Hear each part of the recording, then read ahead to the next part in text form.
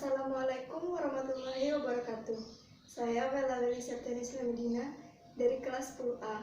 Di sini saya akan presentasikan beberapa materi sindik, yaitu dari bab 11 sampai dengan bab 16. Yang pertama yaitu bab 11, komunikasi sinkron dan asinkron dalam jaringan. Komunikasi daring adalah cara berkomunikasi di mana penyampaiannya dan penerimaan pesan dilakukan dengan melalui jaringan internet.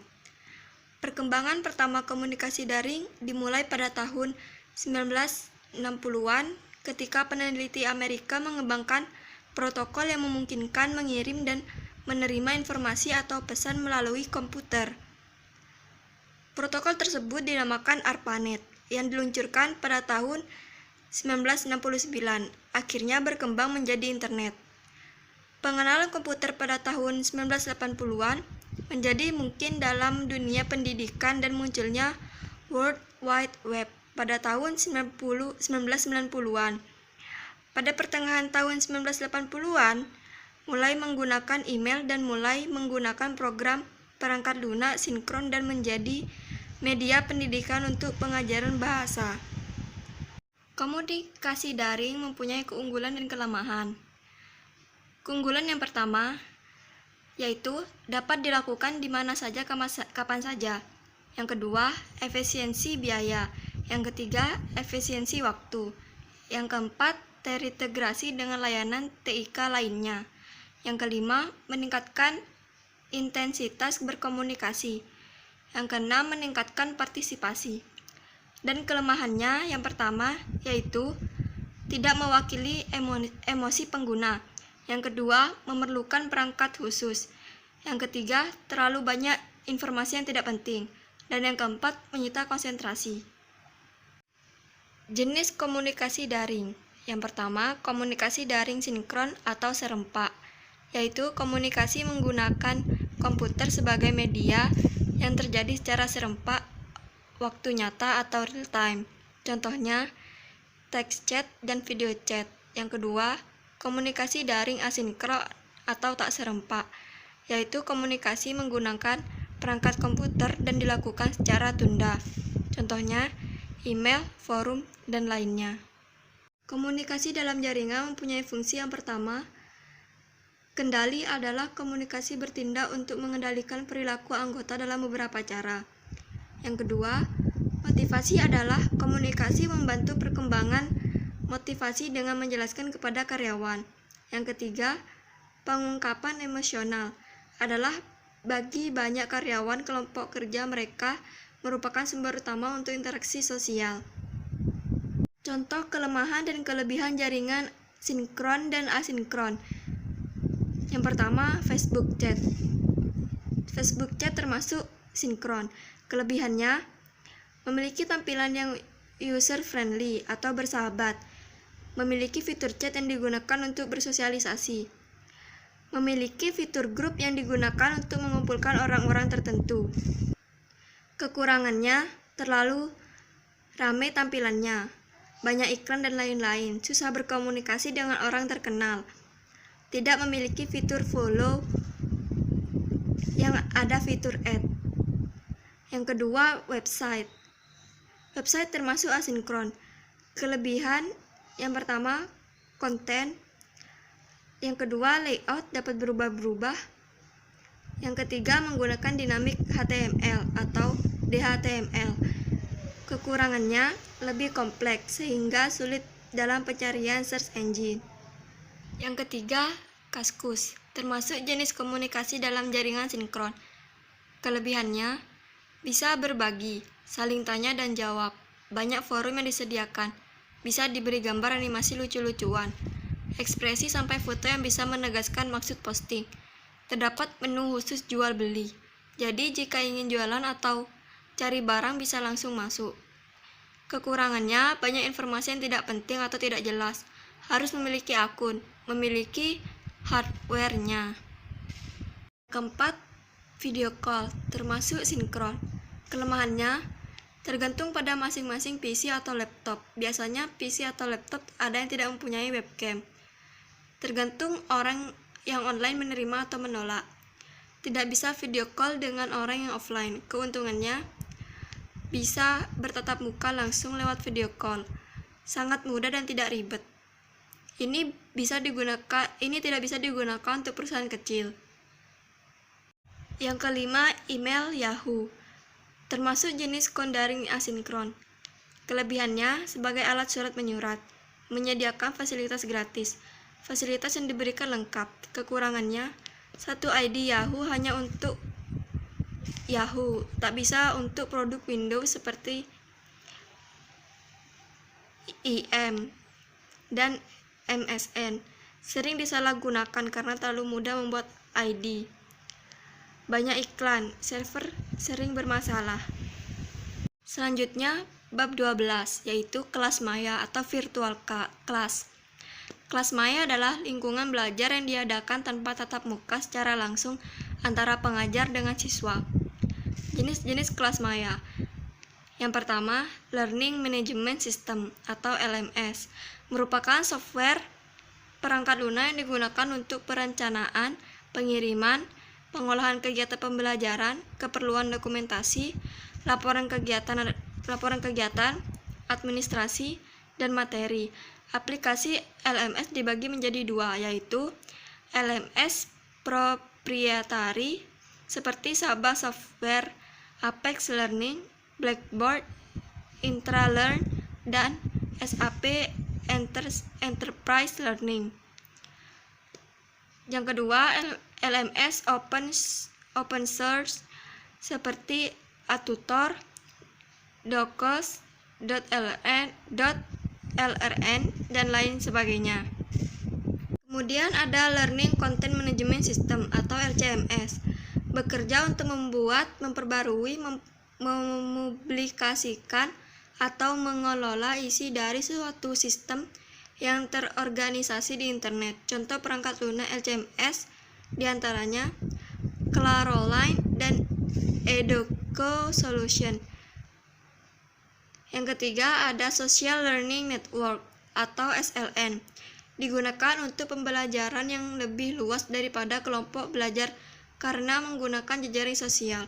Contohnya Edmodo. Kelas maya mempunyai tujuan yaitu menciptakan pembelajaran yang bisa berlangsung kapan saja dan di mana saja dengan menghemat waktu biaya. Meningkatkan keterampilan penggunaan teknologi IT siswa, sehingga siswa lebih kreatif sekaligus bisa menambah minat siswa untuk belajar. Lebih memaksimalkan kemampuan pribadi masing-masing walaupun di luar kelas. Kelas maya juga mempunyai manfaat, yaitu materi lebih luas dan beragam, mempersingkat waktu tanpa perlu pergi ke kelas, fleksibilitas, belajar di mana saja kapan saja, menghemat kertas, dan mendeteksi kopas. Fungsi e-learning atau kelas maya diantaranya penambahan atau pengayaan pembelajaran atau suplemen, pengganti sebagian pembelajaran atau komplement, pengganti seluruh pembelajaran atau replacement. Kelas maya juga mempunyai fitur-fitur yang menarik, diantaranya konten yang terkait relevan dengan tujuan belajar, menggunakan metode instruksional, menggunakan gambar dan kalimat sebagai elemen media. Pembelajaran bisa terjadi secara langsung dengan instruktur maupun secara individu atau otodidak. Menambah wawasan serta teknik baru. Keuntungan kelas maya yang pertama, lebih menariknya proses pembelajaran. Siswa tidak terikat tempat dan waktu. Guru sebagai fasilitator. Siswa lebih aktif mempelajari materi yang disampaikan. Pembelajaran bisa dilaksanakan di mana saja dan kapan saja. Kelas maya juga mempunyai kekurangan. Yang pertama, siswa dan guru harus mempunyai koneksi internet. Proses belajar yang individual. Siswa tidak hati-hati dan terjadi kesalahan materi. Membutuhkan spesifikasi hardware, software, dan jaringan internet. Konten pendukung kelas maya. Yang pertama, konten untuk pembelajaran. Yang kedua, perangkat keras, hardware, seperti komputer, smartphone. Yang ketiga, perangkat lunak atau software seperti LMS, LCMS, dan SLN.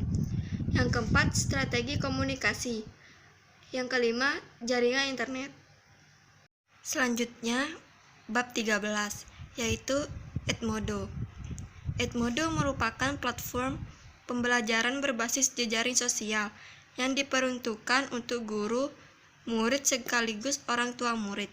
Edmodo pertama kali dikembangkan pada akhir tahun 2008 oleh Nick Borg dan Jeff O'Hara. Manfaat Edmodo untuk pembelajaran.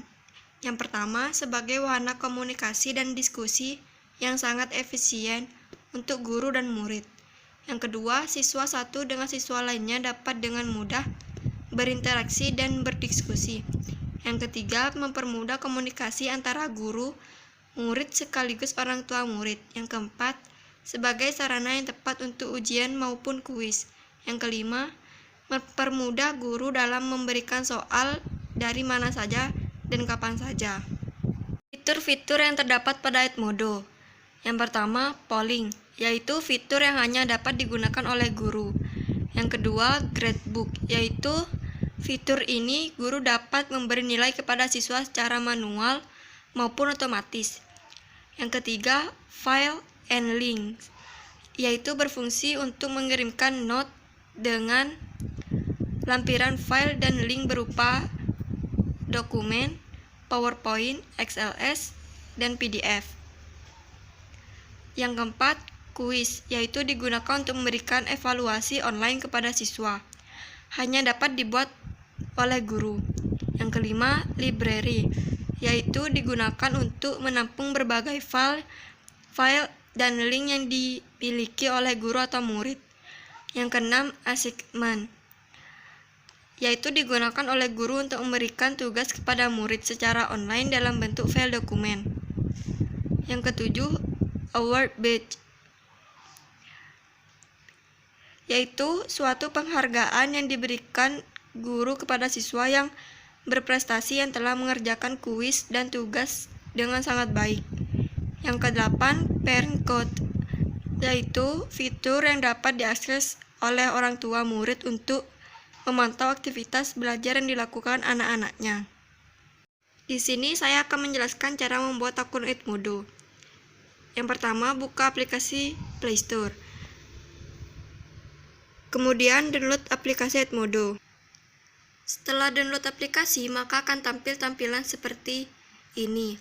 Lalu klik tulisan membuat akun gratis. Kemudian pilih apakah Anda guru atau murid. Jika Anda memilih murid, maka akan tampil tampilan seperti ini. Lalu isi daftar tersebut seperti contoh di bawah ini. Dan klik buat akun. Kemudian akan muncul tampilan seperti ini. Isi nama Anda seperti contoh di bawah ini. Setelah itu akan muncul tampilan seperti ini. Kemudian akan muncul tampilan seperti ini, lalu pilih beritahu melalui telepon genggam atau beritahu melalui surel. Jika sudah, maka akun Anda telah dibuat seperti contoh di bawah ini. Selanjutnya, bab 14, yaitu praproduksi. Praproduksi meliputi tahapan perencanaan, proses produksi, dan syuting film atau video. Tujuannya untuk mempersiapkan segala sesuatunya agar proses produksinya dapat berjalan sesuai dengan harapan. Yang pertama, tahap praproduksi meliputi beberapa langkah, yaitu yang A, ide, yaitu berupa rancangan yang tersusun di pikiran. Yang B, sasaran, yaitu berupa video yang kita buat, apakah untuk kalangan pelajar SMK atau SMA, atau anak-anak, dan lain-lain. Yang C, tujuan, yaitu tujuan kita membuat video, apakah untuk tugas sekolah, diperjualbelikan, atau saran belajar. Yang D, pokok materi, yaitu berupa pesan yang ingin disampaikan. E. Sinopsis, yaitu berupa bentuk cerita yang disimpulkan ke dalam bentuk ringkas, padat, dan jelas. F. Naskah, yaitu suatu teks yang berisi aturan alur cerita di dalam suatu dialog. G. Storyboard, yaitu serangkaian sketsa dibuat berbentuk persegi panjang yang menggambarkan suatu alur cerita. Yang H. Pencahayaan sederhana, yaitu dalam pembuatan video, pencahayaan sangat penting. Subjek harus menghadap sumber cahaya utama. Yang kedua, tahap produksi. Dimulai dari merekam video dengan skrip dan konsep yang sudah dirancang dari awal. Proses rekaman baik visual maupun audio dilakukan dan seluruh elemen bekerja sama dalam proses praproduksi. Dalam proses produksi kita harus menyiapkan komputer atau laptop, alat pengambil gambar seperti kamera, handphone atau webcam, screen video, dan mikrofon. Yang ketiga yaitu tahap pasca produksi. Fungsi dalam tahapan editing. Fungsi editing video yaitu proses menggerakkan dan menata video shoot atau hasil rekaman gambar menjadi suatu rekaman gambar yang baru dan enak untuk dilihat. Fungsi sound yaitu sebagai pembuat musik ilustrasi, sound effect, dan sound recording. Fungsi image editing yaitu sebagai pembuatan judul dan ilustrasi.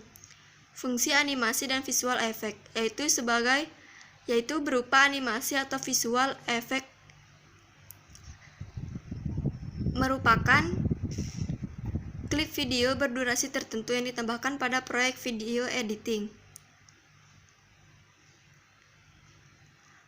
Fungsi distribusi, yaitu berupa video yang akan didistribusikan kepada pemirsa yang merupakan target komunikasi dari produk video tersebut. Selanjutnya yaitu bab 15, menganalisis produksi video animasi dan musik digital. Produksi media video.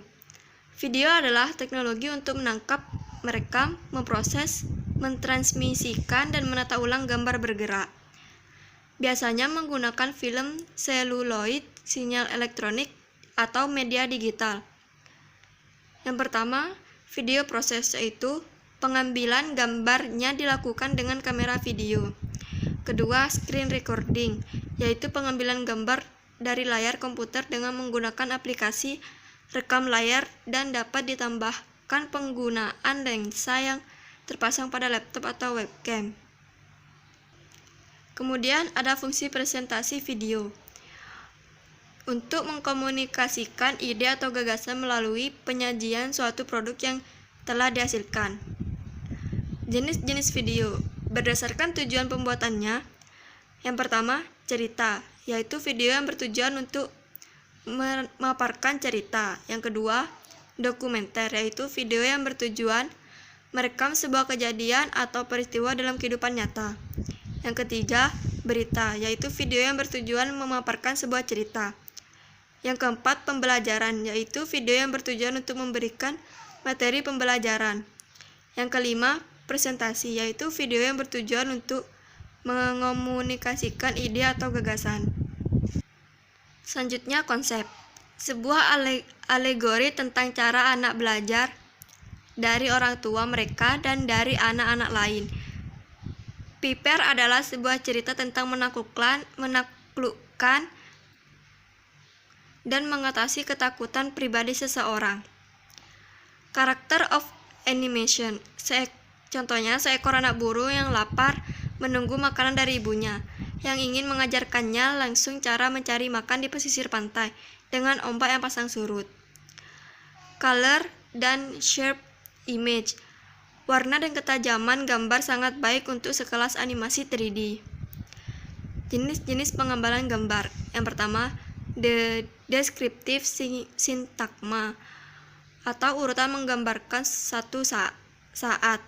Kedua, the bracketing syntagma, montage of brief shot. Yang ketiga, the syntagma atau dua sequence bergantian.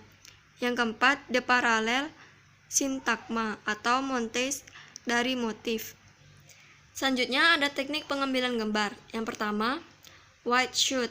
Yang kedua, medium shoot. Yang ketiga, establishing shoot. Yang keempat, full shoot. Yang kelima, long shoot. Dan yang keenam, extreme long shoot atau XLS. Kemudian ada produksi media audio. Peralatan produksi media audio. Produksi sebuah media audio profesional atau proses rekaman dilakukan di sebuah studio rekaman. Studio rekaman merupakan sebuah ruangan yang digunakan sebagai fasilitas proses rekaman. Peralatan yang umum ada dalam studio rekaman adalah mikrofon, mixer console, speaker, monitor, open reel, digital audio workstation, tape recorder, digital portable recorder. Proses pembuatan media audio yang pertama, praproduksi, yang kedua, produksi, yang ketiga, pasca produksi. Dan bab yang terakhir yaitu mengevaluasi pasca produksi video animasi dan musik digital. Jika tahap produksi sudah berhasil dilewati, kali ini menuju ke tahap pasca produksi sebagai akhir dari keseluruhan proses dasar pembuatan animasi 2 dimensi. Tahap pasca produksi merupakan proses finishing. Proses pasca produksi.